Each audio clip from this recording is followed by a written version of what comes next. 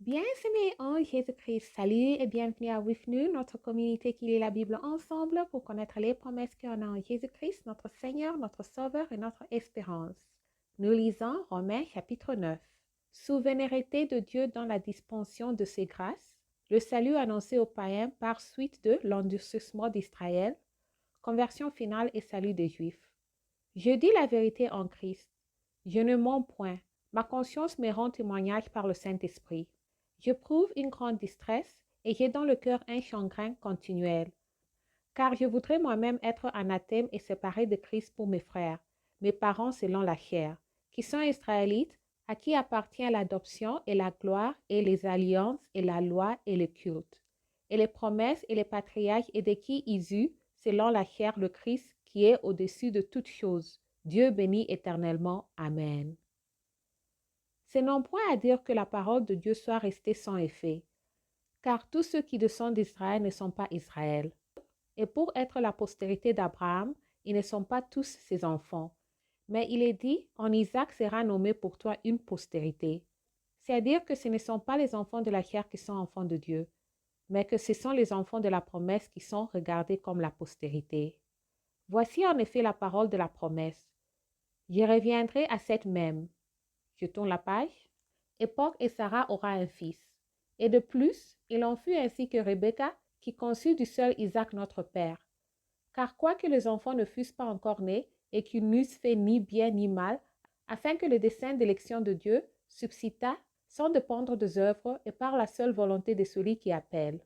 Il fut dit à Rebecca, l'aîné sera assujetti au plus jeune, selon qu'il est écrit, j'ai aimé Jacob et j'ai haï Ésaü. Que dirons-nous donc? Y a-t-il en Dieu de l'injustice?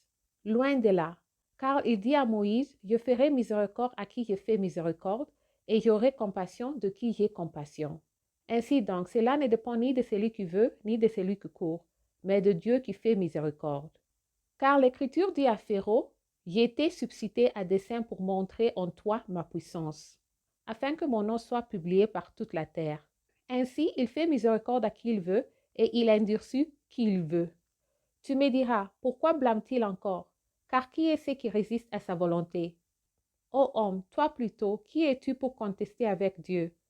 Le vase d'Achille dira-t-il à celui qui l'a formé, pourquoi m'as-tu fait ainsi? Le portier n'est-il pas maître de l'argile, pour faire avec la même masse un vase d'honneur et un vase d'un usage vil? Et que dit, si Dieu voulait montrer sa colère et faire connaître sa puissance, à supporter avec une grande patience des vases de colère formés pour la perdition. Et s'il a voulu faire connaître la richesse de sa gloire envers des vases de miséricorde, qu'il a d'avance préparés pour la gloire. Ainsi nous a-t-il appelés, non seulement d'entre les Juifs, mais encore d'entre les païens. Selon qu'il est dit dans Osée, j'appellerai mon peuple celui qui n'est pas mon peuple, et bien-aimé celui qui n'était pas la bien-aimée. Et là où on leur disait, vous n'êtes pas mon peuple, ils seront appelés fils du Dieu vivant. Ésaïe, de son côté, s'écrit au sujet d'Israël. Quand le nombre de fils d'Israël serait comme le sable de la mer, un reste seulement sera sauvé.